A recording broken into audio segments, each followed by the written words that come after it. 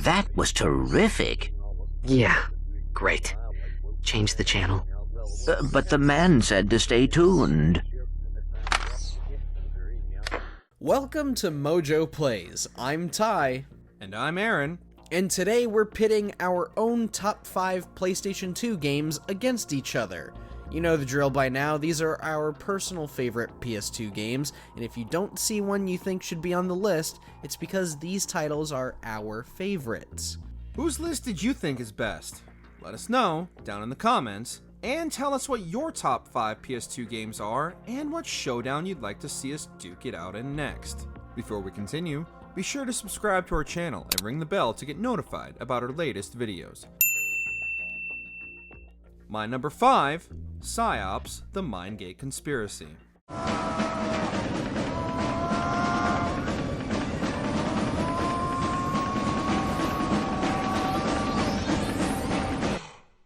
For me, psi-ops was one of those water cooler games. The kind of title that I went into work and talked to my friends about and compared how we dealt with each encounter.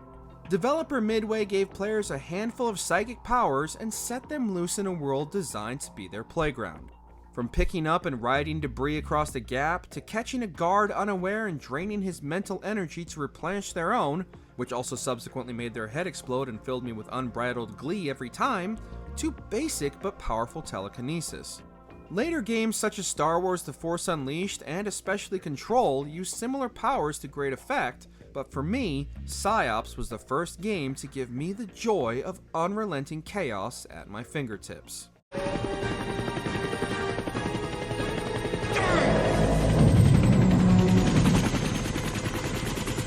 My number 5, Sly 2 Band of Thieves. Inspector Fox, as beautiful and unpredictable as ever. Whereas you crooks are so predictable. You always return to the scene of the crime. Crime? I haven't stolen anything.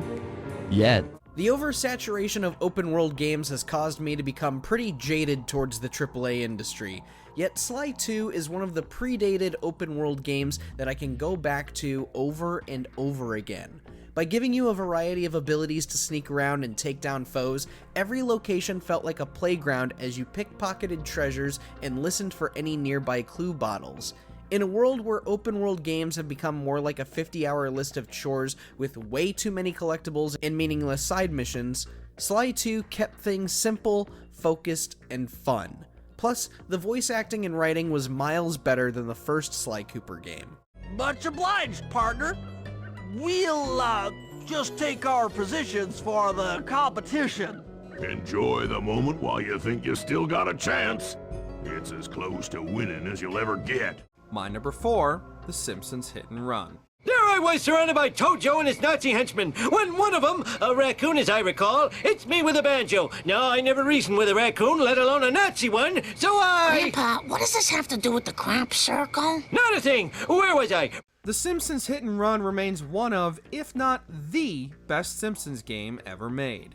Clearly taking advantage of GTA's popularity, The Simpsons Hit and Run went above and beyond a simple cash grab, crafting an open-world Springfield for fans to explore and a hilarious story crafted by the writers that made the original family such an icon of television.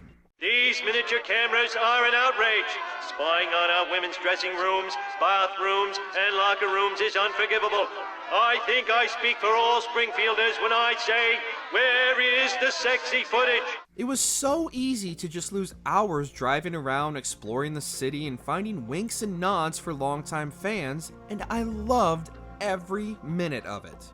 There's a reason this is one of the most requested remakes in the PS2's extensive catalog, and even those with a passing interest in The Simpsons owe it to themselves to take a trip to Springfield. The Simpsons will always be a special series for me, both in TV and video games. It was the first series me and my dad truly bonded over, and Hit and Run was one of the few video games he would sit and watch me play, and those times will forever be a core memory for me. Did that really happen?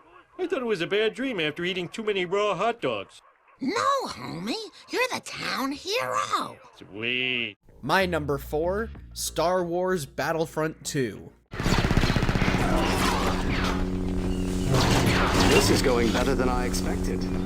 I did not own Battlefront 2 myself until just a couple of years ago when I found it on the Microsoft Store and bought it for my Series S. That isn't to say I never played it. Battlefront 2 popped up in unexpected places for me as I was growing up. After school care, friends' houses, etc. And every single time this game was a riot to play. From the level design to the different game modes to the galactic conquest mode, Battlefront 2 found every opportunity to bang down my door and show me a good time. To this day, I have yet to find a game that matches what Pandemic Studios delivered back in 2005. Too many of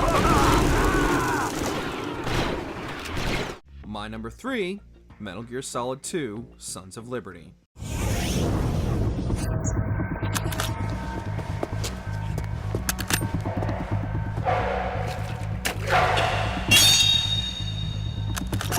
And that brings our tour to its conclusion. I'll admit my hype for Metal Gear Solid 2 arguably wasn't as high as everyone else's at the time. I loved the original, but at the time I was more interested in Zone of the Enders than the demo disc it came with. However, after I popped the demo disc in, I was immediately hooked.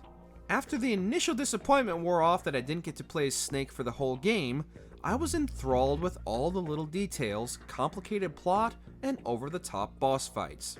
Every new revelation or new gameplay mechanic blew my budding teenage mind, and unsurprisingly, the title still holds up today. I already loved the Metal Gear Solid series, but Metal Gear Solid 2 made me a die-hard fan of not only the franchise, but also all things Kojima. They taught me some good things too. I know. We've inherited freedom from all those who fought for it.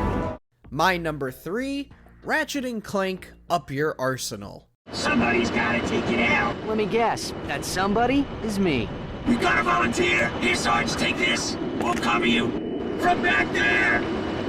If you were to choose any Ratchet & Clank game to start with, I would recommend starting with Up Your Arsenal. Every single time. Despite being the third game in the franchise, Up Your Arsenal is where Insomniac Games perfected the franchise's formula and more. The weapons are crazier, the bosses are bigger, and this marks the first appearance of longtime series antagonist Dr. Nefarious. Don't get me wrong, going commando is a fine place to start too, but Up Your Arsenal is one of those few games where I would describe it as perfection. And that multiplayer mode, insanely fun to play. Who cares? Just get us out of here. What? That wasn't even close to 60 seconds! Bye-bye. My number 2, Burnout 3: Takedown.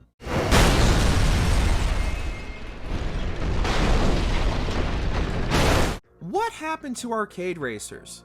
When did they become so focused on tuning culture and feel the need to include unnecessary story modes?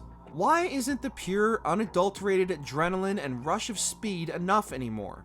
Burnout 3 will always be the benchmark I measure any and all arcade racers against. Everything about Burnout 3 just clicked, from the track design to the cars, and especially the modes outside of the races themselves. Crash mode will always be a personal favorite. Even future releases in the franchise, which still great in their own right, couldn't measure up to the perfection of the series' third entry. Once the series went open world, it lost that magic for me of all the time I spent memorizing tracks, narrowly shaving seconds off my time to get that precious gold medal and unlock the next nitrous-fueled speed machine.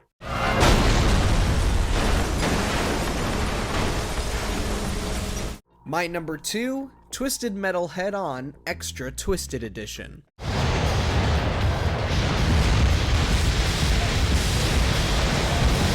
Most of the Twisted Metal community would say Black is the best of the franchise, but I beg to differ. The PS2 port of Head-On is far better due to its more arcadey nature. I love Black as much as the next guy, but holy hell that difficulty. Head-On takes a chill pill on the challenge and knows when to step on the gas. It also has a tone and personality that is reminiscent of the older Twisted Metal games, specifically TM2. However, there is more to this port than just a higher-resed PSP game. You could also play a few levels from the scrapped sequel to Black, an on-foot level as Sweet Tooth that takes a deeper dive into the series and Black 2's concepts, and even watch a documentary about the franchise's history, which would ultimately serve as the announcement for Twisted Metal 2012.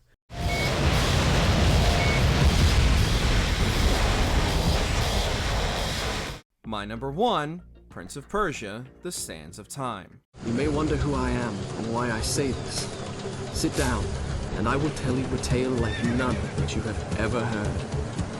I still remember my first time booting up Prince of Persia: The Sands of Time and being completely blown away by what the game accomplished. Mind you, this was back in 2003, and up to that point, there hadn't been anything even remotely like this game on the market. I was immediately hooked into the prince's tale of arrogance and subsequent redemption, and that twist ending, chef's kiss. The parkour-inspired traversal coupled with the game's time manipulation mechanics were the shot of ingenuity the genre needed. Even the series' own sequels couldn't fully recapture the design perfection of the first title. The combat mechanics might have been a bit mundane, but served their purpose and offered a break from the near constant platforming and exploration. Do you think me a child, that I would believe such nonsense? You're right. It was just a story. My number 1, Tekken 5. Come on, baby. Show me what you got. Round 1. Fight! Tekken 5 defined my time with the PlayStation 2 and was my first major step into fighting games. While a demo for Tekken 2 was my first exposure to fighting games as a whole, Tekken 5 was the dive I needed to take, and I can't think of a better way to get anybody into the genre than this title. With its massive roster of diverse fighters, kick-ass soundtrack, and frenetic attitude, most of my weekends off school were spent playing Tekken 5, if not a kart racer or platformer. In addition to teaching me some of the fundamentals found in most 3D fighters, I was able to play catch-up and play through the original 3 Tekken arcade games to bring me up to speed on the franchise's story. Having defeated Heihachi, Kazuya, Ogre, and Jinpachi, my 10-year-old brain understood why folks loved fighting games, and even today, it is one of the best fighting games I have ever played. There's just nothing like Tekken 5.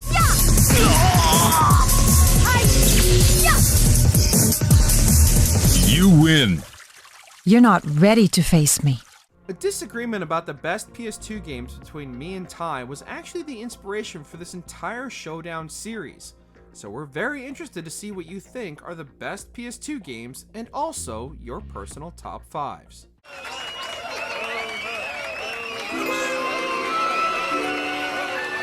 Did you enjoy this video? Check out these other clips for MojoPlays, and be sure to subscribe and ring the bell to be notified about our latest videos.